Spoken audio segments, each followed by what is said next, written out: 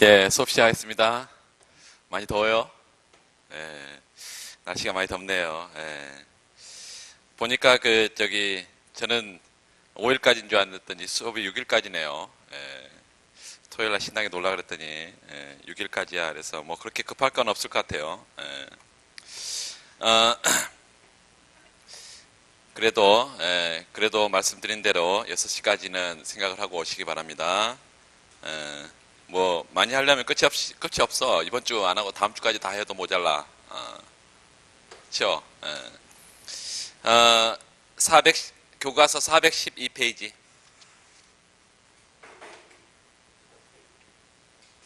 교과서 412페이지.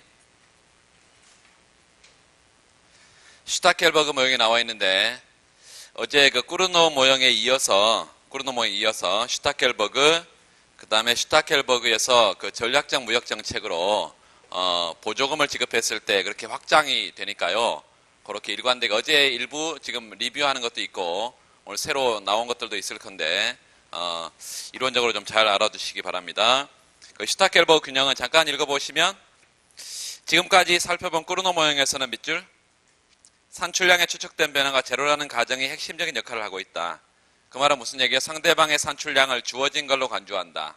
두 번째는 내가 산출량을 변화시킬 때 상대방은 산출량을 변화시키지 않는다라고 생각한다. 이 가정은 각 기업이 모두 상대방의 선택한 산출량을 주어진 걸로 받아들인다는 추종자로 행동함을 뜻한다. 밑줄 추종자. 그래서 이걸 꾸르노 모형을 수량 추종자 발음이 이렇게 한데 수량 추종자 모형이라고 이렇게 부르고, 그러나 현실에서는 복점 상태에 있는 기업들은 모두 이렇게 수동적인 추종자 행동을 할 거라고 보는 건 너무 소박한 기대다. 그래서 슈타켈버그는 두 기업 중 밑줄 하나 또는 둘 모두가 산출량에 대해서 추종자가 아닌 선도자의 역할을 하는 모형을 제시하고 있다. 이게 이제 선도자 모형인데, 수량 선도자 모형인데, 얘는 똑같은 예로 들을 수 있습니다. 그래서 뭐 제일 밑에 보면 제일 밑에 단락에 시장 수요함수를 P = 60-2Q로 줬다. 밑줄. 그리고 생산 비용은 0으로 보내버려가지고 MC가 0이라는 건가요? 아니요, TC가 0이라는 거야. 그래서 아주 간단한 모형을 만들었다 이겁니다. 여기에서 풀어보기로 하자. 그러면서 기업 2가 추종자 밑줄. 기업 2가 추종자. 그리고 기업 1은 선도자. 뭐 이렇게 가정을 했다 이 말이죠. 꾸르노 모형을 잠깐 확인해 보고 그 다음에 슈타켈버그 모형으로 가고 이렇게 하겠습니다. 이 꾸르노 내시에서는 둘 다 수량 추종자다.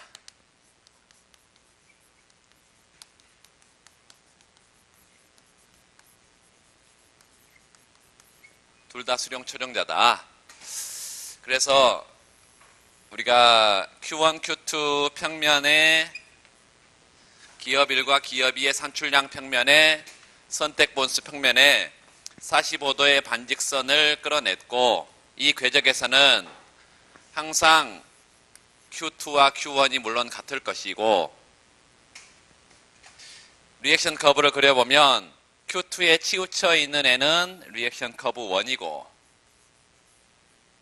Q1에 치우쳐 있는 애는 리액션 커브 이렇게 2다. 이렇게 해서 두 기업의 리액션 커브가 맞아떨어진 상태가 상대방의 산출량을 주어진 걸로 간주하고 나의 최적 산출량의 궤적. 상대방의 산출량을 뭐하고? 주어진 걸로 간주하고 나의 최적인 산출량 궤적을 찾은 것이다. 그래서 이게 서로 맞아떨어지면 균형이라고 말할 수 있고, 이걸 꾸르노 내시 균형이라 했습니다. 여기를 Q2 스타, Q1 스타. 그래서 균형 산출량이 될 것이고, 이걸 수요 곡선에 집어넣으면 균형 가격이 나온다 이랬습니다. 그래서 이 꾸르노 모형은 둘 다 추종자 모형이고, 이렇게 등이운선을 그릴 수 있다고 말씀드렸고, 이렇게 파이1, 파이2 이윤을 표시하는 파이1, 파이2를 표시할 수가 있겠고, 두 번째는 조금 더 이제 다 그려놓고 추가적인 얘기를 조금씩 해나가겠습니다. 슈타켈버그 균형.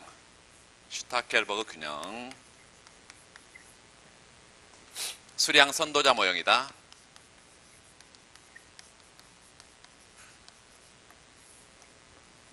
그래서 수량 선도자를 기업 1이라 그러고 기업 2는 수량 추종자다 이렇게 부르자. 그래서 한 기업만 선도한다 이렇게 보면 Q1, Q2 평면에 똑같이 수량 경쟁을 하는 기업들이니까 Q1, Q2 평면이 여전히 그대로 45도의 반직선에 먼저 쿠르노 모형의 균형을 먼저 한번 찾고 그 다음에 슈타켈버그는 어떻게 다른지 Q2는 Q1과 같은 궤적이고 Q2에 치우쳐서 리액션 커브 1이 Q1에 치우쳐서 리액션 커브 2가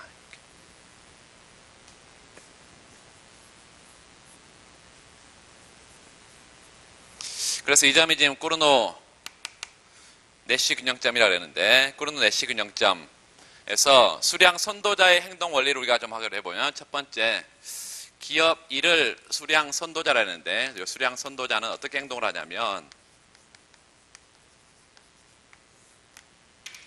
물론 모든 기업이 이윤 극대화를 추구한다는 건 뭐 당연한 거니까 맥시마이즈 뭐 달성하는 파이 1 달성하는 Q1 찾자 하는 것은 뭐 똑같을 것이고 이제 파이 1이 TR1에서 TC1을 뺀 것이고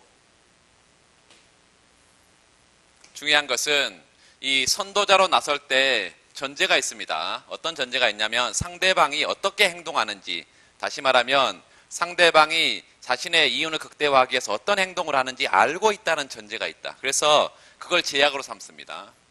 subject to 뭘 제약으로 삼아? 상대방의 행동을 제약으로 삼아. 그래서 상대방은 누구예요? 기업 2죠. 그래서 리액션 커브 2를 누가 알고 있다? 기업 1이 알고 있다.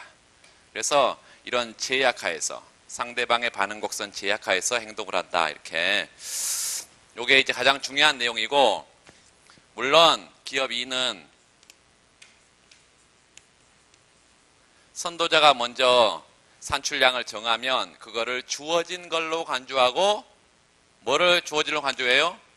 Q1의 최적 산출량 이걸 주어진 것으로 간주하고 자신의 리액션 커브 2 상에서 행동을 합니다. 이게 최적 대응이니까. 그래서 우리가 앞에서 하나 예를 들었는데 그 예를 일반식의 예를 들었어요. 어떤 예를 들었었냐면 첫 번째로 쿠르노 내시에서 시장 수요는 P equal A-BQ라고 그랬고 비용함수를 줬는데요. 비용함수를 여기서는 뭐 비용함수를 제로로 여기서는 슈타켈버 균형에서는 제로로 줘버렸지만 일반적인 비용은 TC1은 CQ1 TC2는 CQ2 이렇게 해서 여기로부터 뭘 구하면 MC를 구하면 MC1이든 MC2든 같은 C로 일정하다 이렇게 우리가 가정을 하면 항상 수요 함수하고 비용 함수를 줘야 여기서는 이제 단순하게 해버리려면 비용을 제로로 보내버리고 이걸 줘야 이윤을 구할 수 있겠죠. 그래서 이거로부터 이윤 함수를 구해서 쿠르노 내시 균형 산출량을 구했단 말이죠. 이윤 함수는 파이 1과 파이 2가 있었고 파이 1과 파이 2가 동일한 수요, 동일한 비용, 동일한 수요, 동일한 비용 구조화에서 Q 파이 1과 파이 2는 같습니다. 파이 1과 파이 2 같아. Q1과 Q2가 같을 거기 때문에 시장 가격 P도 같잖아요. 그래서 Q1과 Q2도 같고 파이 1과 파이 2도 같아. 이 이윤 함수가. 그래서 우리가 이윤 함수를 가지고 최적화를 구했고 그 최적화는 맥시마이즈 파이 1 달성하는 Q1, 맥시마이즈 파이 2 달성하는 Q2 뭐 이래서 최적화를 식을 구했고 그 최적화 식으로부터 뭐를 찾았냐면 리액션 커브라는 걸 찾았어. 리액션 커브라는 것을. 이 리액션 커브는 이렇게 예를 줬을 때 바로 찾아낼 수가 있다 그랬어요. 리액션 커브 1은 뭐였어? A-C A-C 그리고 뭐의 2배? Q1의 2배. 그래서 2B Q1의 2배. 그리고 B, Q, 2 equal 0 이게 리액션 커브라 그랬어요. 두 번째 리액션 커브 2도 마찬가지야. 이거를 뭐 못 외우고 있으면 안 됩니다. A-C 똑같고 마이너스 2B Q 여기가 이제 2다. 2B Q2 마이너스 BQ1 이렇게 해서 BQ1 equal 0.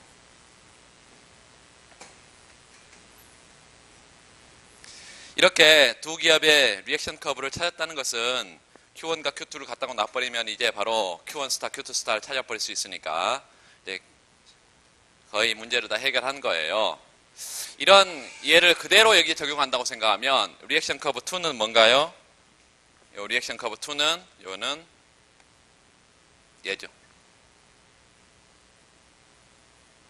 그래서 A-C 마이너스 2BQ2 마이너스 BQ1 이런 게 리액션 커브 2가 되겠어요.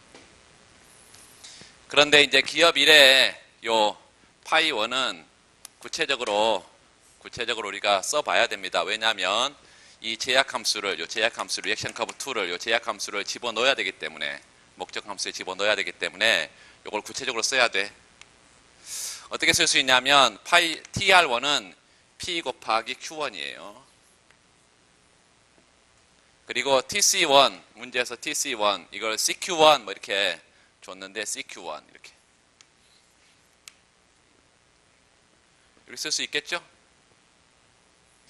자, 그리고 마지막으로 이제 요 수요함수를 문제에서 준 수요함수를 집어 넣으면 되겠습니다. 어떻게 집어넣어? A-BQ1, BQ2 이렇게 A-BQ1, BQ2 이렇게 집어넣고 그 다음에 이거에다가 Q1을 곱하고 마이너스 CQ1 뭐 이런 식으로 됐겠죠. 근데 일일이 다 구하면 이제 복잡하니까 여기서 문제에서 준 단순화를 그냥 해버리겠습니다. C를 지워버려. 총 비용이 없다 그랬네. 그래서 이거 지워버리겠습니다. 거기에 핵심이 있지 않기 때문에 요거요 C를 지워버릴게요. 이거 좀 단순하게 가버리자 이거예요. 핵심이 그게 아니기 때문에.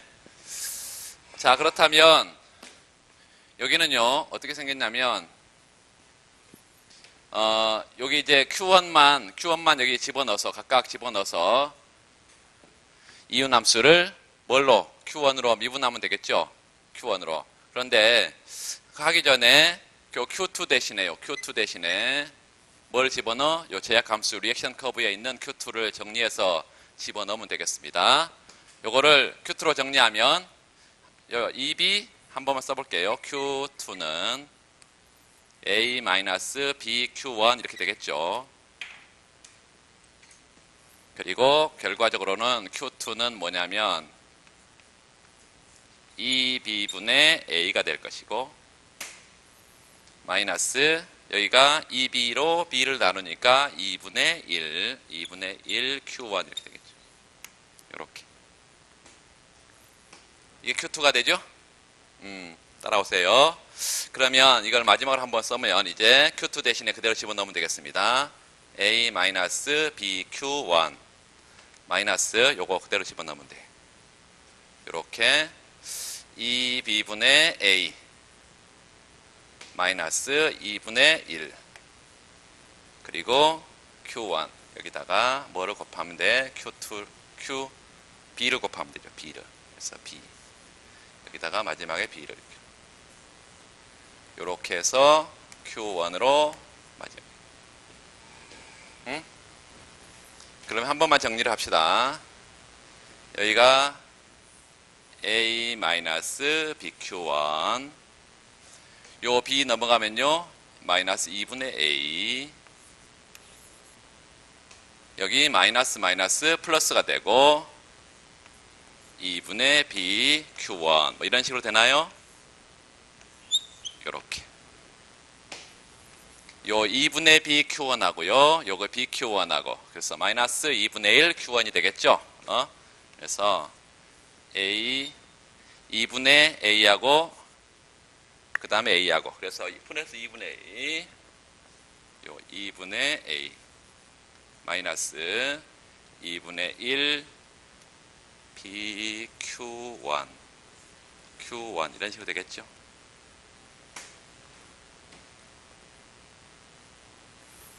틀린 데 있으면 좀 말씀해 주세요. 요거 이렇게 되죠. 요게 뭐라고? 요게 파이1이야. 그러면 first order condition 1개 미분 조건은 first order condition d 파이 1을 dq1으로 미분해서 제로로 보내면 되겠다. 요거 미분하면 2분의 a고 요거는 미분하면요 q1의 제곱이니까 마이너스 bq1 이렇게 되나요?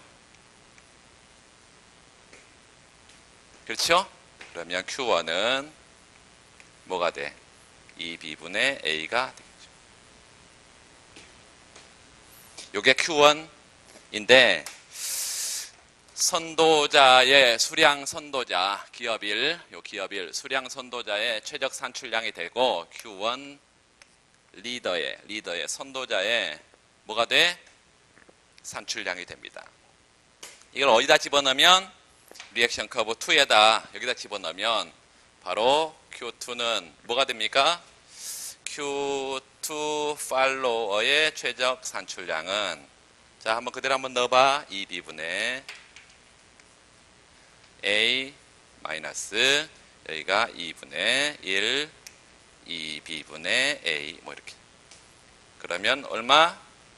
여기 4B분의 A 여기 2B분의 4B분의 2A 그래서 4B분의 A가 돼요. 이게 수량 선도자와 추종자의 최종 산출량이 되겠어요.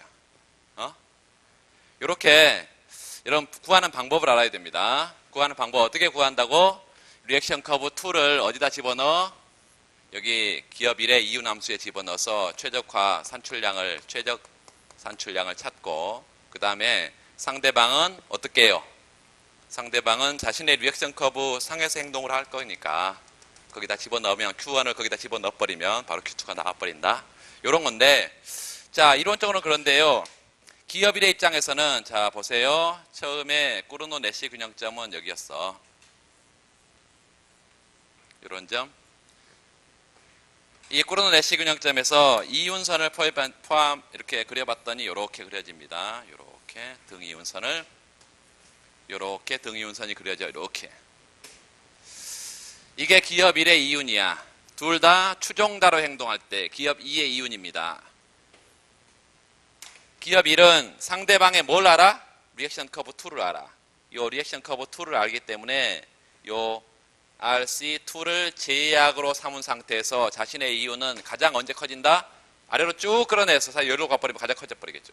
그런데 이게 리액션 커브 2에 제약이 있고 요 리액션 커브 1이 정점이 돼야 돼. 정점이. 그래서 접할 때까지만. 근데 여기서는 이제 이렇게 이런 식으로 접할 때까지 끌어내리면 된다. 요게 파이 1 리더의 이윤이 됩니다. 그리고 기업 2는 어떻게 행동을 한다고? 기업 1은 이렇게 꼭 반드시 맞는다는 보장은 없지만 여기 Q1 리더의 산출량이고요. 쭉 리액션 커브 2 상에서 기업 2는 요 Q2 팔로워 이렇게 해서 추종자의 산출량이 정해진다. 이런 점을 뭐라고 하냐면 슈타켈버그 균형점이라고 부른다. 슈타켈버그 균형. 상대방 리액션 커브 2를 알고 있어. 그래서 그걸 제약으로 삼은 상태에서 자신의 이윤을 가장 크게 한 기업 1의 산출량을 먼저 정하고 리더의 그 다음에 추종자는 자신의 리액션 커브 상에서 추종자의 산출량이 정해진다. 이게 슈타켈버그 균형점이다. 이런 점은 꾸르노 내시 이런 점은 슈타켈버그 균형 이렇게 말할 수 있겠다. 그래서 슈타켈버그 균형에서는 누구의 이윤은 선도자의 이윤은 반드시 커지고요. 추종자의 이윤은 여기에 수직의 점선을 쭉 끌어올려서 똑같이 이윤을 표시할 수가 있는데 이렇게 그려보면 추종자의 이윤은 반드시 떨어집니다. 파이2는 파이2 팔로워로 이렇게 파이2 프라임으로 이렇게 반드시 이윤이 떨어지고 선도자의 이윤이 커지는 이 상태를, 그래서 선도자가 상대방의 이윤을 상당 부분 빼앗아가는 형태인데요. 이걸 선도자의 이득 이렇게 부르고 first movers advantage 이렇게 부른다. 그래서 결론은 슈타켈버 균형의 결론은 선도자가 먼저 산출량을 결정하는 선도자가 먼저 움직이는 것이고 얘네의 어드밴티지가 있다. 선도자의 이득.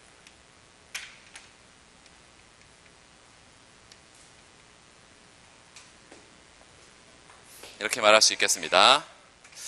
자, 그러면 이런 선도자의 이득이 있는 슈타켈버 균형 상태를 누가 안다면, 기업들이 안다면 서로 선도자로 나서려고 하겠죠. 그런 상태가 교과서에 있는 보세요. 413페이지 보면 기업 1은 먼저 선도자로 나서서 기업 2의 반응 곡선 제약하에서 거기 S1점을 선택하려고 할 것이고, 기업 2도 마찬가지예요. 기업 1의 반응 곡선 제약하에서 S2점을 선택하려고 할 거야. 그러면 둘 다 선도자로 나서면 그 SD처럼 슈타켈버그 불균형 상태로 간다 이거죠. 슈타켈버그 불균형 상태. 그 슈타켈버그 불균형 상태 자체가 중요한 게 아니고요. 여기서 이제 더 나가면 그 불균형은 414페이지에 거기 슈타켈버그 불균형 그 밑줄 하나 꺼놓고, 복점 상태에 있는 어떤 산업이 이와 같은 상황에 처해 있다면 두 기업은 일종의 경제적 전쟁, 이 슈타켈버그 전쟁을 벌이고 있는 셈이 된다 이렇게 말하고 지금 끝이 나버리고 있는데, 사실은 이제 이 불균형 상태가 중요한 게 아니고 기업이 이런 행동을 하게 되면 먼저 정부가 나서서 보조금을 지급해서 상대방에게 돌아가고 있는 것을, 이게 기본적으로 이제 코르노 균형은 서로 골고루 산출량을 생산해서 서로 나눠 먹는 형태란 말이죠. 그런데 선도자로 나서면 이런 이득이 있기 때문에 국가들이 자국 기업을 통해서 자국 기업에게 보조금을 줘가지고 상대방의 기업에게서 빼앗아 오려는 그런 요인이 있다. 인센티브가. 이걸 전략적 무역 정책이라고 부르는데,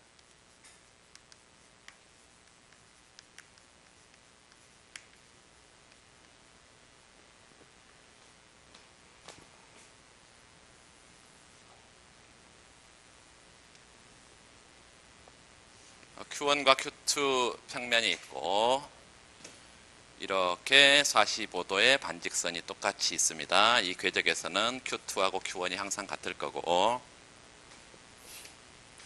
여기 Q2에 치우쳐서 리액션 커브 1이 있고 Q1에 치우쳐서 리액션 커브 2가 이렇게 있다. RC1, 여기가 RC2. 최적 대응이 맞아떨어지는 점이 코르노 내시 균형점이고, 이렇게 코르노 내시 균형점이고, 이 점에서 이런 형태의 등이윤선을, 이런 형태의 등이윤선을 그릴 수 있다 그랬습니다. 두 번째는 뭐 하나의 예를 들어서 지금 요 점에서 이렇게 수직의 점선을 꾹 끌어올려서 슈타켈버 균형점이 되는 경우가 꽤 많습니다. 이런 점을 우리가 슈타켈버 균형점이라고 우리가 한번 보면, 이게 코르노 내시 균형점이고 이게 슈타켈버그 균형점이라고 이렇게 한다면, 이 슈타켈버그 균형점을 달성하도록 이 점을 선택하도록 만약에 기업 1이 한국의 기업이라고 한다면 한국 정부가 다른 대만이나 일본 기업과 서로 경쟁을 하고 있는 이 과점 시장이 있다고 하면 한국 정부가 보조금을 줘서 기업 1로 하여금, 기업 1은 막 이렇게 하는데 삼성전자다. 삼성전자로 하여금 이런 점을 선택하도록 보조금을 지급할 수 있다. 그러면 대만 기업, 일본 기업에게 돌아갈 것을 빼앗아 올 수 있다 이것입니다. 그래서 이런 것들을 이 리액션 커브 1은 보조금을 지급하기 전에 삼성전자의 뭐예요? 리액션 커브 반응 곡선인데, 여기를 지나도록 이렇게 보조금을 주면 리액션 커브 1 프라임이 요로 지나가면서 자신의 최적 대응이 어디기 때문에 각각의 상대방의 산출량 수준에서 최적 대응이 어디예요? 여기에서 맞아떨어져. 슈타켈버 균형점이 맞아떨어져. 그럼 이만큼의 subsidy 보조금을 통해서요. 보조금을 통해서 이 점을 선택하도록 해줄 수 있다 이거예요. 자, 그러면 얼마나 보조금을 주는 게 최적이냐, 뭐 이런 것들 우리가 생각해 볼 수 있단 말이죠. 첫 번째는 이 보니까 이 스타켈버 균형점은 리액션 커브 2하고 뭐하고 맞아떨어지는 거예요? 얘하고 맞아떨어지는 거죠. 그래서 이 두 곡선의 식만 알 수 있다면 이 점을 바로 찾을 수가 있습니다. 뭘 알 수 있다면? 얘하고 이 식을 알 수 있다면. 자, 기업 1의 입장에서요. 기업 1의 입장에서 보조금을 어떻게 받는다고 생각을 해보냐면 파이 1인데요. 파이 1은 원래 TR1에서 TC1을 뺀 것이고, 그리고 산출량을 한 단위 생산할 때마다, 요 산출량을 한 단위 생산할 때마다 subsidy 보조금을 받는다면 이게 수량 보조금입니다. 수량 보조금, 종량 보조금, 수량 한 단위 한 단위에 대해서 생산에 대해서 보조금을 준다 이만큼. 그렇다면 우리가 굳이 뭐 최적화식을 뭐 세우고 뭐 할 이유가 없어. 이거 Q1으로 한번 맥시마이즈 파이1 하면서 Q1으로 한번 미분해 버리면 앞에 건 똑같을 거고요. 요 리액션 커브 1하고 똑같을 거고 뒤에 것만 추가가 된 거죠, 지금. 그렇죠? 이것만 추가된 거잖아. 그렇다면 바로 여기서 우리가 뭘 찾아볼 수 있냐면 리액션 커브 1 프라임을 찾을 수 있다 이거죠. 리액션 커브 1이 얘였잖아. A-E, -EBQ1, BQ2. 이게 리액션 커브 1이었잖아요. C를 제로로 보내버렸으니까 뭐 C가 있든 어떤 뭐 상관없고, 중요한 것은 이 리액션 커브 1 프라임은 A-C -EBQ1의 2배 BQ2 이렇게 돼 있었는데, 여기다가 요거 한번 미분하면 플러스 S만 더 붙는다는 얘기예요. S만 더 붙어. 이퀄 제로야. 요게 리액션 커브 1 프라임입니다. 요게 리액션 커브 1 프라임이야. 그러면 얘 뭐를 알아? 우리 이미 또 리액션 커브 2는 알잖아요. 어떻게 생겼어? 똑같이 A -C -EB Q2 BQ1 이퀄 제로. C를 제로로 보내 없애버리면 되는 것이고. 자, 이게 리액션 커브 1, 2다 이 말이에요. 이거 두 개 연립해 버리면 바로 뭐가 나와버려요? Q1, Q2가 바로 튀어나와 버리고. 그럼 이 점을 찾을 수가 있어. 그러면 중요한 건 잘 들으세요. 여기에 변수 값은 A도 있고요. 변수가 A가 상수라고 만약에 문제 수치에 줬다고 하면 그냥 A는 그냥 상수라고 하고, A-C. 여기서 변수 값은 Q1도 있고 Q2도 있고 S도 있고, 요 세 개가 Q2 있고 Q1이 있고, 요 세 개가 변수 값인데 식은 두 개밖에 없으니까 우리가 Q1, Q2를 찾으면 S를 포함한 것으로 나올 거 아니에요. 그렇죠? Q1, Q2를 찾으면 S를 포함한 것으로 나올 거 아니야. 그러면 최적 보조금을 찾을 수 있어 없어요? 없죠? 없잖아. 식이 세 개여야지 변수 세 개를 찾을 수가 있지. 그렇기 때문에 이 Q의 슈타켈버그 균형점을 그냥 이게 아니고 뭘 가지고요? 우리 일반식을 가지고 일반식을 가지고 Q1, Q2를 찾고, 그 Q1, Q2를 어느 식에다가 요 식에다 집어넣어 버리면, 그냥 여기다 집어넣어 버리면 S 값이 바로 튀어나와 버립니다. 순서를 아시겠죠? 왜 지금 방금 슈타켈버그 균형점을 찾는 걸 다 우리가 얘기했어. 그러면 이 점이 슈타켈버그 균형점이라고 우리가 안다면 그 균형점을 찾고, 그거를 여기 첫 번째 리액션 커브 1 프라임에다 그냥 집어넣어 버리면 S 값이 바로 튀어나와 버린다.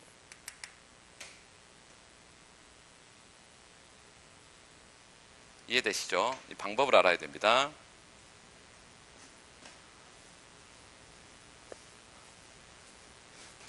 한 기업만 보조금을 줬는데 만약 두 기업이 보조금을 줬어. 둘 다 서로 이제 전략적 무역정책을 써버려. 그러면 어떻게 하면 됩니까?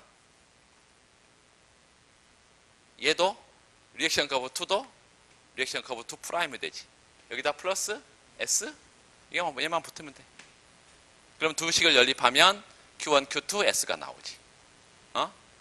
그런데 그 점은 또 어떻게 찾을 수 있어? 그러면 둘 다 보조금 보조금을 똑같이 보조금을 주면 여기를 지난다고 생각해 볼 수가 있다는 얘기예요. 요렇게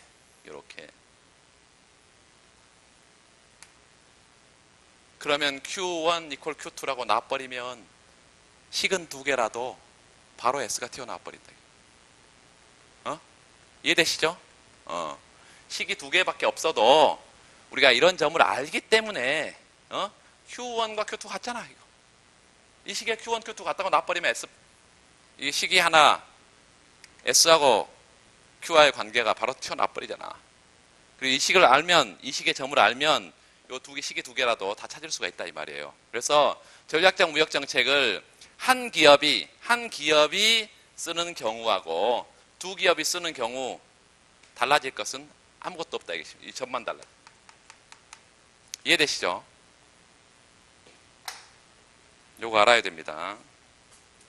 요게 경제학의 외교원에서 물론 나왔고 국제경제학에서도 몇 번 출제가 됐는데 행시에서도 이 슈타켈버그 모형에 한 단계만 더 나가면 이 슈타켈버그 모형에서 한 단계만 더 나가면 이 문제이기 때문에 여러분 알아야 되겠습니다. 대학 모의고사에서 물론 출제가 됐습니다.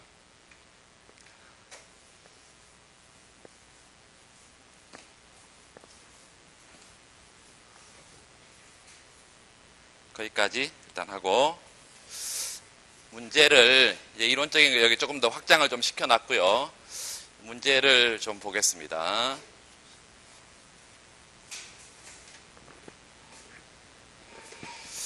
아, 353페이지 실전 200제 353페이지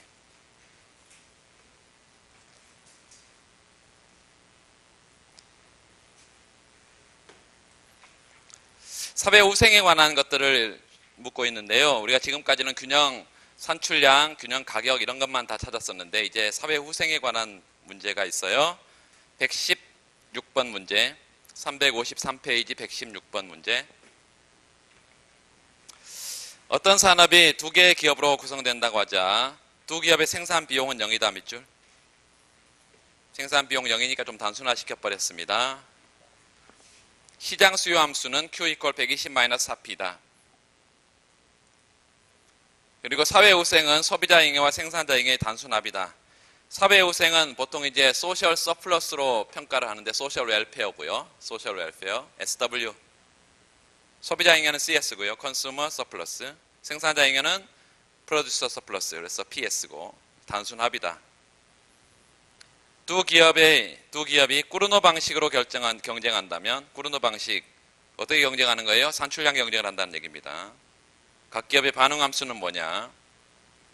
너무나 단순합니다. 두 번째, 꾸르노 균형 가격과 균형 생산량 구하고 사회 우생을 구해라. 사실은 1, 2번 설문은 뭐 따로 갈 게 아니고요. 설문 1, 설문 2 한꺼번에 해가지고 지금 12점 배점이 있다고 생각하시면 되겠습니다. 그 다음에 3번 설문은 베르트랑 방식의 경쟁, 가격 경쟁이죠. 네 번째는 두 기업이 합병한 경우, 독점이죠. 독점의 균형 가격 생산량 사회 우생 구해라. 정부가 위에 여러 가지 방식, 꾸르노 베르트랑 합병을 선택할 수 있다면 정책 당국자로서 선택해야 할 방식의 순서와 그 이유는 뭐냐. 그래서 기본적으로 사회우생을 기준으로 평가할 거냐 아니면 소비자 잉여를 가장 극대화하는 것을 정부가 선택할 거냐 뭐 이런 기준들이 이제 최근의 기준, 전통적인 기준 이런 것들이 있습니다. 자 보시면 첫 번째 설문일은 뭐에 관한 거냐면 꾸르노 내시 균형에 관한 거예요. 설문을 정리를 좀 하고 설문을 정리해 가장 중요한 건 수요함수가 주어져 있다는 거다. 수요함수가 주어져 있어. Q는 120-4P.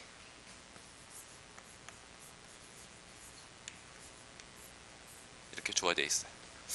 비용함수는 없다고 그럽니다. TC가 제로다. 자, 그러면서 뭐 찾으라고 했냐면, 리액션 커브를 찾아라. 리액션 커브를 찾아라. 그래서 리액션 커브가 뭔지 써야 되고, 상대방의 산출량을 주어진 걸로 간주하고 자신의 최적 산출량의 궤적을 찾은 것이다. 최적 대응 곡선이다. 베스트 리스폰스 커브다. 이런 얘기를 쓰고 도출을 하면 되겠습니다. 자, 리액션 커브로 도출할 때 지금 뭐 배점이 10점 이상이면 최적화식을 반드시 써야 되겠습니다. 맥시마이즈 파이 1 달성하는 Q1 찾자. 이거는 뭐예요? P 곱하기 Q1이고 마이너스 TC1은 없지요. 제로야. P는 어떻게 생겼어요? 이거 P 함수로 한 번만 정리할까요? P 함수로 한번 정리하면 P는 뭐예요? 4로 나누니까 요거는 30이고 마이너스 4로 나누니까 4분의 1 큐빅. 요게 P 함수로 정리한 것인데요. P가 어떻게 생겼어? 30 마이너스 4분의 1 Q1 마이너스 4분의 1 Q2 뭐 이런 식으로 해서 Q1을 곱해야겠지. 한 번만 식을 써놓고 그냥 우리는 요 리액션 커브 1 우리가 공식을 이용해서 한번 써볼까요? 리액션 커브 1은 이게 수요함수가 예를 들어서 이렇게 생겼다. P equal A 마이너스 BQ 이렇게 수요함수가 생겼다. 그러면 리액션 커브 1은 뭐였어요? 리액션 커브 1은 A 마이너스 EB Q1 마이너스 BQ2 equal 제로였죠? 여기서 지금 요 식에서 A는 얼마예요? 30이고요. B는 얼마죠? 4분의 1이죠. 그래서 A는 30이고요. B는 4분의 1이네.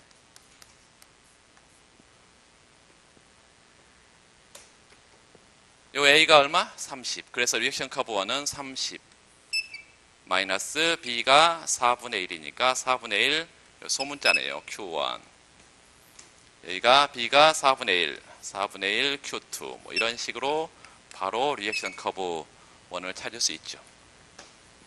찾을 수 있죠? 30 마이너스 2분의 1 Q1 마이너스 4분의 1 Q2 이게 리액션 커브죠. 그러니까 문제에서 이렇게 A, B, C를 그냥 찾을 수 있다면 바로 그냥 문제 여기서 우리가 그거 묻는 거 아니야. 이게 지금 균형 가격 산출량 이게 핵심이 있는 게 아니라 그 뒤에 사회후생 이런 부분에 핵심이 있기 때문에 빨리 찾을수록 좋아. 그래서 이 의의를 정확하게 밝히고요. 리액션 커브 1은 어떻게 생겼다고? 여기 30 마이너스 여기 뭐 그대로 해도 되죠. 한번 미분해도 여기는 미분해서 할 때는 MR1 equal MC1 이렇게 하면 되죠. 그래서 구체로 구하면 되는데 여기에 바로 2분의 1 Q1 마이너스 4분의 1 Q2 이게 리액션 커브 1이고 기업 E의 입장에서도 동일한 맥시마이즈 파이 2 달성하는 Q2 찾으면 어떻게 된다고요? 리액션 커브 2가 나오는데 리액션 커브 2는 30 마이너스 2분의 1 Q2의 2배 마이너스 4분의 1 Q1 이퀄 제로 이렇게 리액션 커브 찾으라고 했으니까 뭐 구하면 되고 장황하게 쓸 이유가 전혀 없습니다. 세 번째는 설문 2에서는 꾸르노 내시 균형을 찾으라고 했으니까 꾸르노 내시 균형을 찾으면 되고 설문 그래프를 그려주면 좋겠습니다. Q1과 Q2 평면에 그리고 여기에 뭘 또 그려야 돼? 사회후생을 찾아야 되기 때문에 프라이스 퀀터티 평면 조금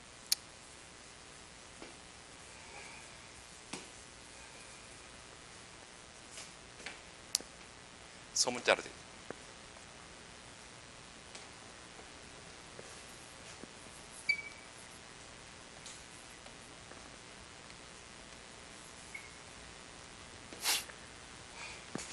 (45도의) 반직선이 있을 것이고 이게 꾸르노 내시 균형이겠죠. Q2하고 Q1이 같고 리액션 커브 1은 이렇게 생겼을 것이고 리액션 커브 2는 이렇게 생겼을 거예요. 요 점은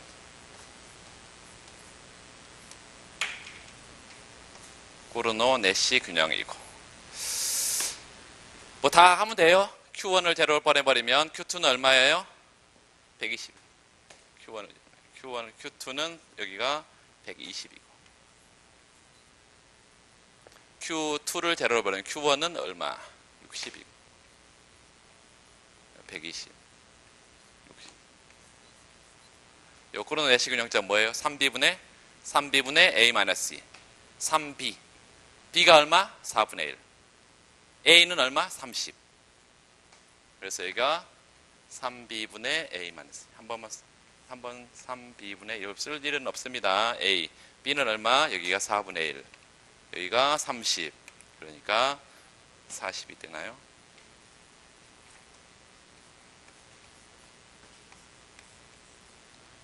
그래서 코르노 내시의 균형 산출량은 각각 40, 40이다. 이게 첫 번째 코르노 내시 균형 산출량 Q1 스타, Q2 스타, Q2 스타 각각 몇 개? 40개. P 스타는 얼마가 되겠어요? P 스타는 여기가 30, 여기가 얼마? Q가 80이니까요. 4분의 80, 그래서 20이네요. 10이네.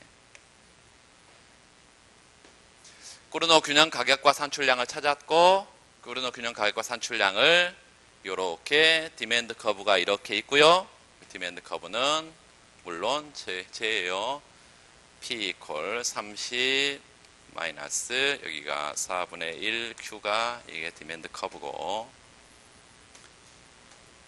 가격은 얼마? 10이고요. 가격은 10. 그리고 두 기업의 코르노 복점이니까 여기 40개 80이네요.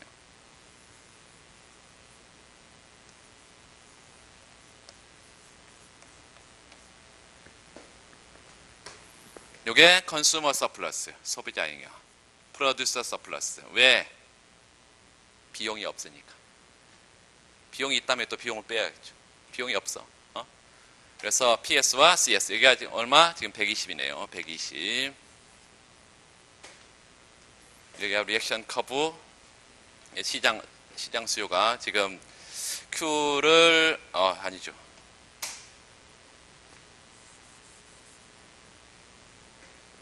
여기가 120. P가 제로면 Q가 120이고 여기가 120이네. 여기가 120이고 30이고. 자, 그래서 CS 소비자 잉여는 얼마예요? 밑변 20, 높이 80 곱하기 PS 생산자 잉여는요 10 곱하기 80 800. 둘 다 800이네.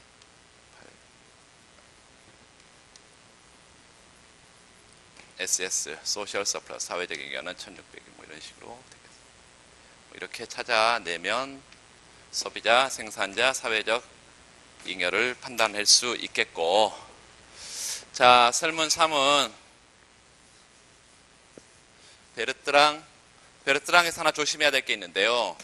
이 차별 과점과 동질 과점이 베르트랑의 두 가지 형태죠. 그런데 아무런 얘기가 없고 수요 곡선이 지금 하나뿐이야.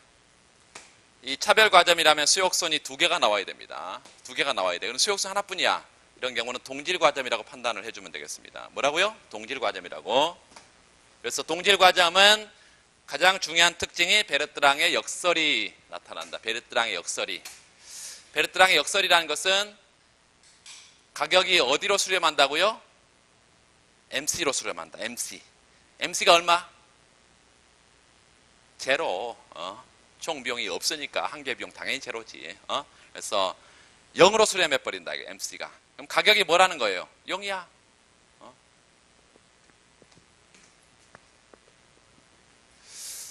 자, 설문 3을 보면 베르트랑 내쉬.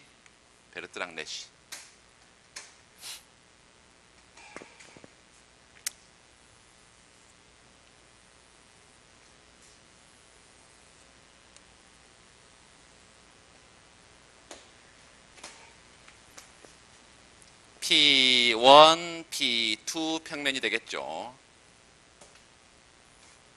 45도의 반직선이 있을 것이고 P2하고 P1이 같아.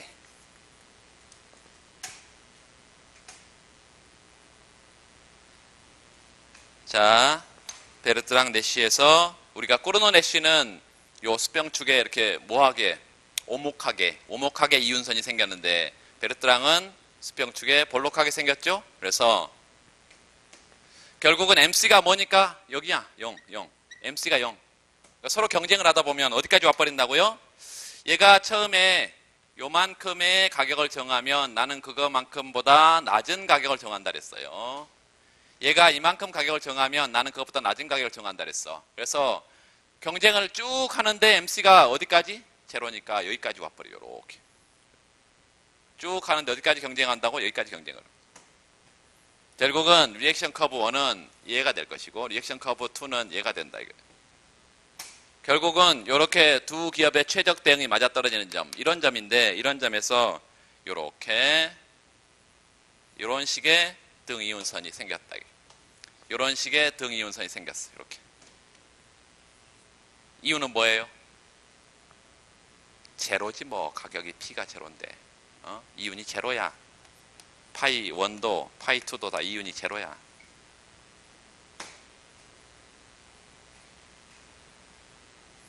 그래서 여기 반드시 첫 번째 우리 써야 될 것은 베르트랑의 역설의 의미를 정확하게 밝혀줘야 되고, 베르트랑의 역설. 동질 과점에서 성립한다. 동질 과점. 수요곡선은 PQ 평면에 프라이스 퀀터티 PQ 평면에 수요곡선이 이렇게 생겼는데요. 여기가 120, 여기가 뭐 30이네. 이렇게 수요곡선이 이렇게 생겼어요. 가격이 얼마? 0.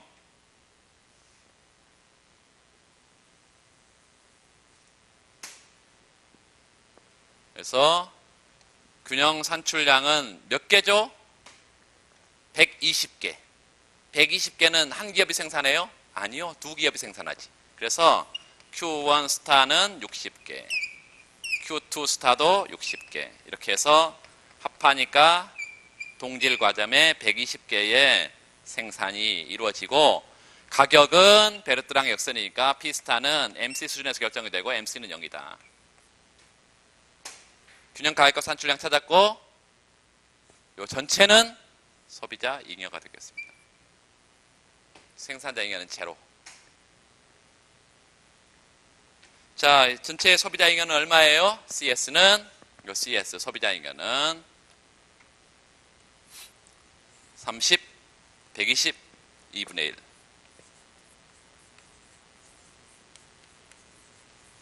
그래서 1800이 되겠습니다. 사회후생은 얼마예요? 소셜 서플러스. 사회적 잉여에 따른 사회후생은 PS가 얼마니까? 제로니까 1800이겠지. 물론 PS는 제로고요. PS는 제로입니다.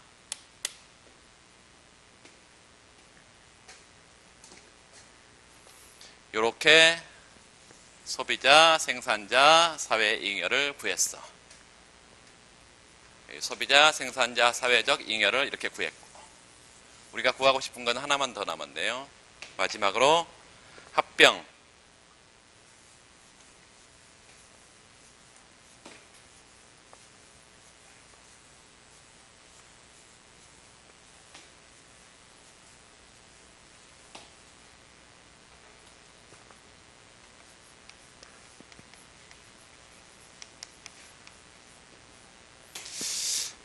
자, 서로 합병을 하면 독점 기업이 돼버리고요. 독점의 균형 산출량, 가격 찾고, 그리고 시장에 소비자, 생산자, 사회적 잉여를 구해라. 지금 이 얘기잖아요. 그래서 아주 간단하게 첫 번째 우리가 해야 될 것은 독점의 최적화식을 쓰고, 맥시마이즈 파이 TR Q. TC, Q. TC는 제로. TRQ밖에 없겠죠. 그래서 독점의 경우는 요 프라이스, 퀀터티 평면에, PQ 평면에 수요곡선 있고요. 수요곡선. 디맨드 커브가 여기 나와 있는 수요곡선 그대로. 아까 P 이퀄 30 마이너스 4분의 1Q 뭐 이런 식으로 되어 있고요. 절편 각고 기울기 2배인 MR이 있을 것이고 MR은 30 마이너스 2분의 1 절편 요 절대값 각고 기울기 2배니까 2분의 1Q가 되고 MC는 제로고 여기에 아까 30이었고 여기가 지금 120이었기 때문에 여기는 뭐가 돼? 60이 되겠죠. 응? 그래서 MR 요 MR MC 이윤극대화 산출량은 60개. 이윤극대화 산출량은 60. 독점 기업의 이윤극대화 산출량. 자, 이렇게 쭉 수요곡선 상으로 끌어올리면 왜 수요곡선 상까지 끌어올려야 돼? 수요곡선은 소비자가 최대로 지불하고자 하는 최대 지불 의사니까 독점자라서 당연히 소비자가 지불하고자 하는 최대 지불사를 다 받아야지. 그래서 독점 가격은 여기서 형성되겠죠. PM 가격을. 이렇게. 수요곡선에 집어넣어버리면 60을 여기다 집어넣어버리면 얼마예요? 15가 되니까 PM은 15가 되겠죠. 그래서 위쪽은 뭐가 되고 컨슈머 서플러스 아래쪽은 PS 프로듀서 서플러스 이렇게 되겠죠. 균형 가격은 P스타는 15가 되고 요게 균형 가격과 산출량 그리고 사회적 잉여를 판단하기 위해서 CS 소비자 잉여는 얼마예요? 소비자 잉여는 여기 15 곱하기 60 곱하기 2분의 1 소비자 잉여는 15 곱하기 30 450인가요? PS 생산자 잉여는요 15 곱하기 60 그래서 우리 30 900이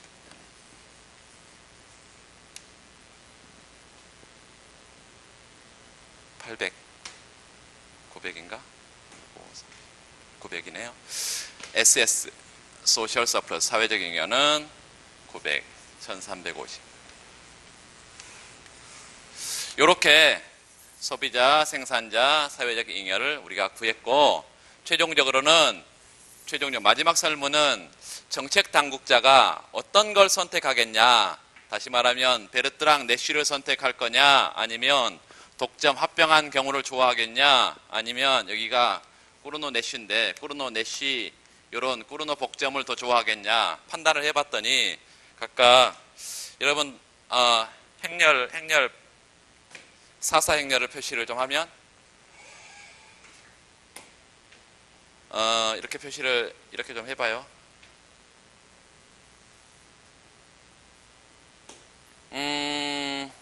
꾸르노 내쉬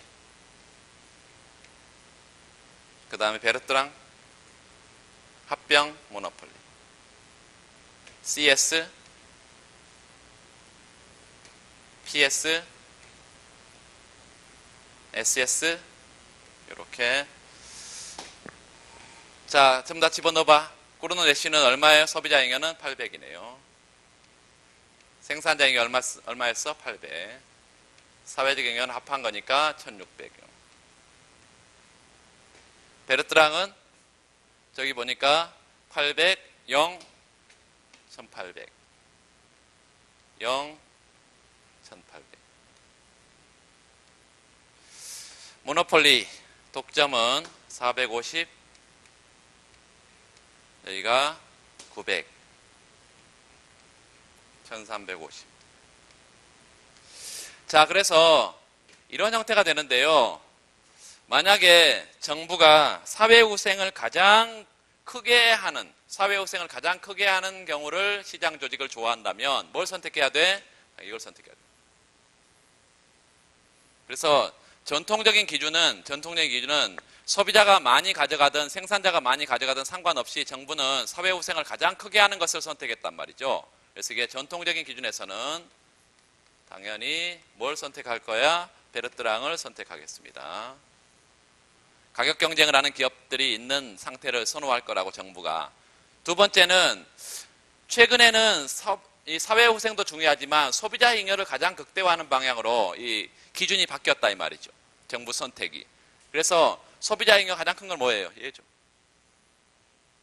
그래서 전통적인 기준이든 아니면 최근에 새로운 기준에 따라서 사회후생이 아닌 소비자 잉여를 가장 크게 하는 이 시장 구조를 어떤 걸 선택하든지 상관없이 베르트랑이 가장 우월할 것이고요.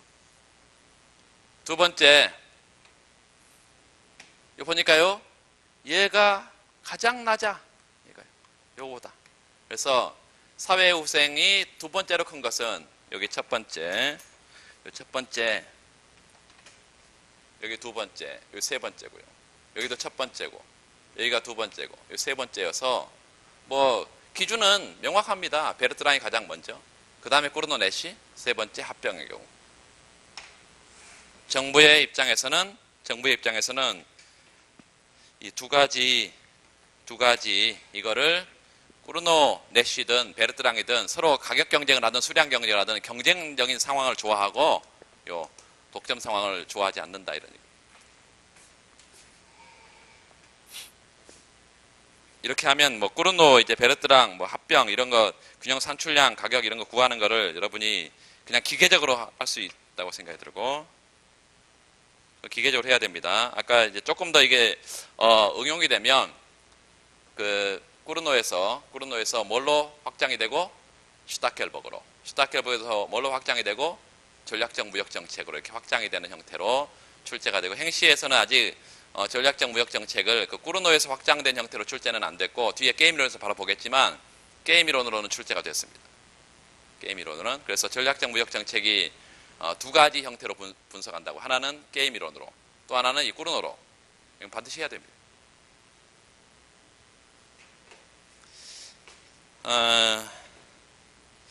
그 다음에 그 117번 문제를 좀 보시면 경쟁시장과 독점적 경쟁시장 비교해봐라 이렇게 나오는데 경쟁시장을 여러분이 모를 리가 없고 독점적 경쟁시장을 모를 리가 없는데 그 독점적 경쟁시장에 장기균형이 중요합니다. 거기 뒤에 그래프를 좀 보세요. 다 했으니까 굳이 이걸 또 보진 않고 358페이지 오른쪽 단에 보면 경쟁시장의 장기균형에다가 별표 하나 해두고 그래프에 경쟁시장의 장기균형 그거 우리 다 했어요. P equal LMC, LAC 이렇게만 적혀 있는데 equal SAC, SMC 다 적어놓고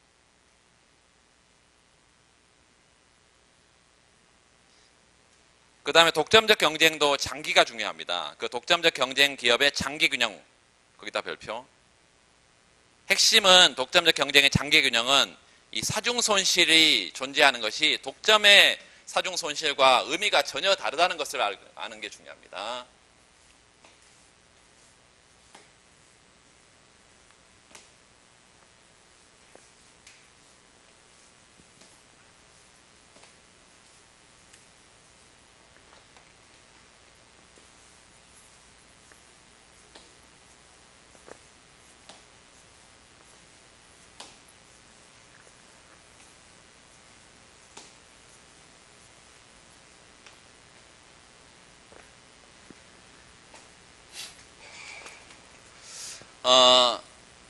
독점적 경쟁의 장기균형.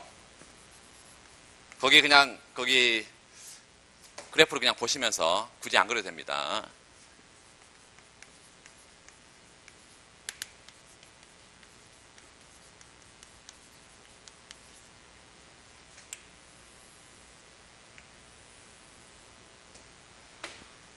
P 가격, AC 평균 비용, MC 한계 비용 이런 것들을 수직 추계 그리고 수평 추계는 산출량 Q를 적으면 디맨드 커브가 이렇게 우하향하는 디맨드라는 게 먼저 우리가 기억해야 될 것이고 이 독점적 경쟁 시장에서 기업들이 만드는 제품들이 차별화된 제품이고 그 차별화된 제품에 대해서 시장 지배를 갖습니다. 그래서 그 제품에 관한 한 독점력을 갖기 때문에 수요 곡선이 독점 기업처럼 이렇게 우하향한다. 이런 형태로 뭘 그릴 수 있고 MR을 그릴 수 있고요. MR I라는 첨자를 쓰는 이유는 뭘까요? I번째 대표 기업입니다. 장기균형 I번째 대표 기업의 행동을 우리가 보려고 그래. MC가 이렇게 생겼어. 이것도 I번째 대표 기업의 MC입니다. 그러면 이윤극대화는 어디서 가성돼? 모든 기업의 이윤극대화는 조건은 MR 이퀄 MC이기 때문에 요 I번째 대표 기업의 산출량이고요. 여기 PI 스타 I번째 대표 기업의 균형 가격입니다. 그런데 독점적 경쟁 시장에서는 반드시 이 점을 통과하는 AC를 그려야 돼. 왜 이 높이가 뭐니까? 가격이니까 이 높이 가격하고 평균 비용이 항상 장기균형에서는 같아야 되기 때문에 이 점을 통과하는 이런 형태의 AC를 그리고 최하점은 여기를 통과하고 최하점은 MC를 통과해야 되고 그리고 접하는 점은 어디서 접해야 된다고? 시장 균형 가격에서 접해야 돼. 그래야 이 점이 독점적 경쟁 시장의 장기 균형점이 됩니다.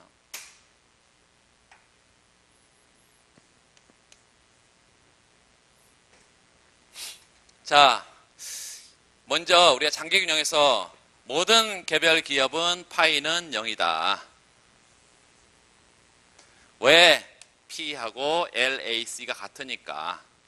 장기 평균 비용 같으니까. 두 번째는 요 수요 곡선은 마지널 베너핏 곡선이고 이 수요 곡선과 MC 곡선이 맞아떨어지는 점, 이 점이 경쟁의 균형점입니다. 이퀄리브리엄, 경쟁 시장의 균형점. 어떤 사람들은 경쟁의 장기 균형만 생각해서 AC 최하점 여기 실수하지 마세요. 여기 아닙니다. 여기 아니에요. 수요 곡선과 MC 곡선이 맞아떨어지는 점이 장기 균형점이다. 그래서 여기서 균형 산출량이 결정이 되고 경쟁 시장의 QC, 경쟁 시장 균형 산출량이야. 그리고 MR과 MC가 맞아떨어지는 점은 이 점이기 때문에 요 MR과 MC가 맞아떨어지는 점은 이 점이기 때문에 가격은 뭐보다 한계 비용보다 훨씬 더 높은 가격이 정해지기 때문에 비효율적인 자원 배분이라는 것인데 왜 비효율이냐? 이 점이라면 MC와 P가 같아지는 점인데 가격이 훨씬 더 한계 비용보다 높은 수준에서 결정되기 때문에 비효율적이다. 가격은 높고 산출량은 경쟁의 산출량보다 훨씬 더 적고 이렇게. 가격은 굳이 이건 뭐 큰 의미는 없는데요. 굳이 표시를 하면 경쟁 시장 균형 가격 여기인데 가격은 훨씬 더 높고 과소 생산되고 이게 자원의 비효율적인 자원 배분이고 그 비효율성은 이렇게 나타나고 있다.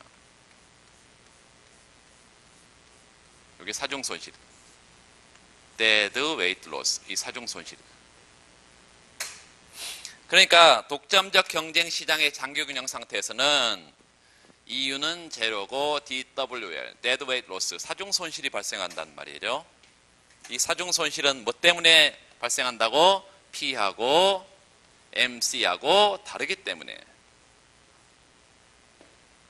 이게 사중 손실이 발생하는 이유인데 이런 상태나 독점적 경쟁 상태에서는 그런데 중요한 것은 이게 독점과 아주 유사하게 생겼어요. 수요 곡선, MR 곡선, MC 곡선, 가격과 산출량. 독점과 아주 유사하게 생겼잖아요. 그런데 독점과 다른 점이 중요하다는 거예요. 이 dead weight loss, 이거의 후생의 평가가 독점과는 전혀 다르게 평가를 해줘야 된다. 첫 번째는요. 독점의 경우는 독점 기업이 만들어낸 제품들이 하나의 단일한 상품이다 이거예요. 단일 상품. 한 가지 상품만 공급해. 그런데 독점적 경쟁 시장에서는 차별화된 기업들의 다양한 제품들이 시장에 공급된다 이거죠. 차별화 제품들이. 그러면 얘 보세요. 개별 기업이 이렇게 산출량을, 여기 I번째 대표 기업이라 했잖아요. 요 I번째 대표 기업이라 했어. 이 대표 기업이 산출량을 줄였다는 것은 시장 수요는 하나기 때문에요. 시장 수요는 정해져 있는데 개별 기업이 더 적게 생산한다는 것은 시장에 더 많은 기업들이 나와서 이 수요를 충족시켜줘야 된다는 얘기죠. 시장에 기업들이 더 많이 나와서 개별 기업이 산출량을 줄인 이것을 메꿔줘야 된다는 거야. 그러니까 시장에 더 많은 기업들이 수요를 충족시키고 있을 것이고 얘네들이 만드는 제품들이 다양한 차별화된 제품들이기 때문에 소비자 잉여가 이 차별화된 제품 때문에 뭐가 CS 다양성에 대한 소비자의 욕구를 충족시키면서 소비자 잉여가 증가할 거라는 것입니다. 그러니까 독점에서는 이런 소비자 잉여의 증가가 전혀 없어. 그냥 높은 가격에 적은 산출량을 소비해야 돼. 그렇지만 독점적 경쟁 시장에서는 이런 차별화된 제품들이 시장에 공급이 되면서 소비자 잉여가 증가한다고. 이 측면을 고려해야 된다 이거예요. 그러니까 사중 손실이 존재하는 것은 뭐 때문이죠? 얘가 산출량을 적게 생산하기 때문에 사중 손실이 생기는 거잖아요. 적게 생산한다고 해서 반드시 후생이 감소한다는 보장이 없어. 왜? 기업이 더 많이 시장에 공급되니까. 자, 두 번째는요. 요 AC 최하점에서 생산을 하나요? 아니면 AC 최하점이 아닌 규모의 경제 구간에 생산하나요? 규모의 경제 구간에 생산한단 말이죠. 요 AC가 떨어지는 이 상태에서 지금 생산을 하고잖아요. 그러니까 규모의 경제 구간에 생산해. 규모의 경제 구간에 생산한다는 것은 여기 가장 적은 최적의 비용으로 최적의 산출량을 생산하는 이 점이 있음에도 불구하고 여기서 생산을 한다는 것은 이렇게 접하게 옆에서 접하게 이런 데서 생산한단 말이죠. 시설 규모 같아. 이 시설 규모가 큰 거예요. 이 시설 규모가 큰 거야. 생산량에 비해서는 시설 규모가 엄청난 큰 시설 규모를 가지고 적은 생산을 한단 말이죠. 요거에 가장 낮은 비용으로 생산할 수 있는데도 불구하고 요 규모의 경제 구간을 생산한다는 것은 규모의 경제라는 건 뭐예요? 규모의 경제라는 것은 산출량을 늘면 늘수록 요 DQ 산출량을 늘면 늘릴수록 생산 단가 평균 비용이 계속해서 떨어질 상태란 말이죠. 그러면 산출량을 늘리면 늘릴수록 좋아. 왜? 생산 단가가 떨어지니까.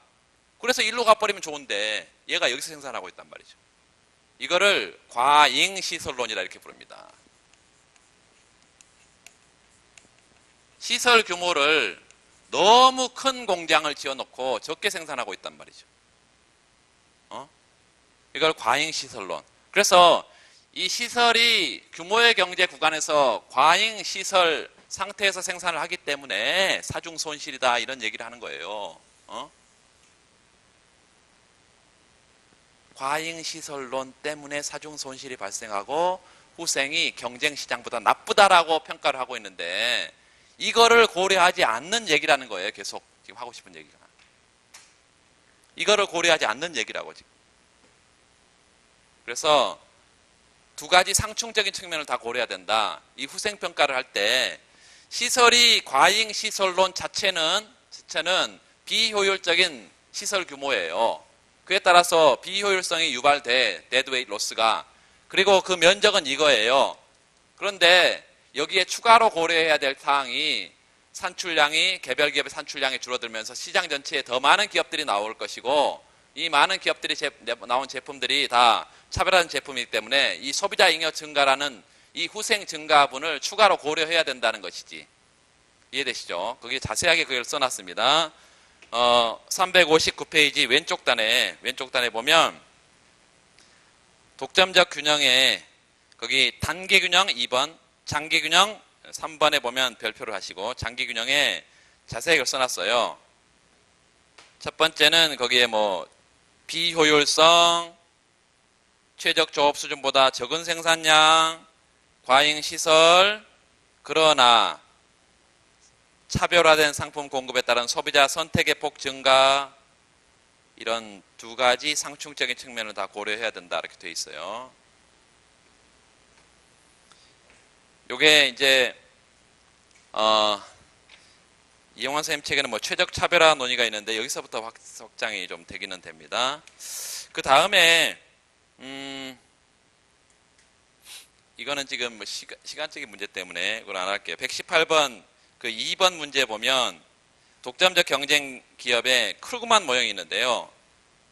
크루그만 모형이 있는데 일단 개별적으로 다 보세요. 국제경제학 내용인데 하나만 좀 고쳐놓겠습니다. 그래프에 363페이지 보면 그래프 관계 나와 있는데요. 그 그래프 종축 절편을 한번 점을 찍어봐. 종축 절편. CC가 만나는 점이 있어. 종축 절편. CC가 만나는 점이요. 그 점에 수평의 점선을 쭉 점선을 보내. CC의 종축 절편, AC2 밑에 거기 종축 절편 점을 하나 찍고 수평의 점선을 쭉 보내 수평축으로. 아니 그 오른쪽으로. 그래서 거기에 나와 있는 PP 곡선이 거기에 위에 존재해야지 아래로 떨어지면 안 됩니다.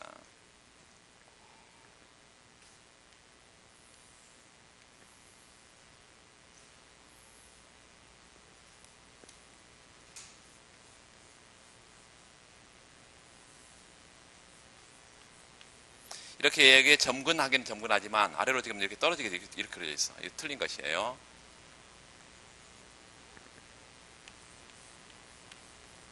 이게 P 스타고 이게 N 스타.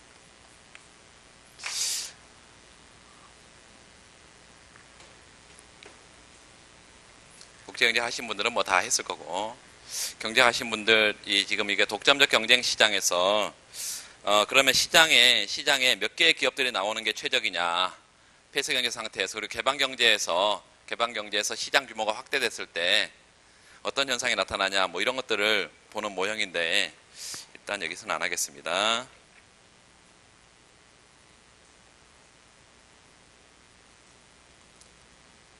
(120번) 문제 371페이지 120번 문제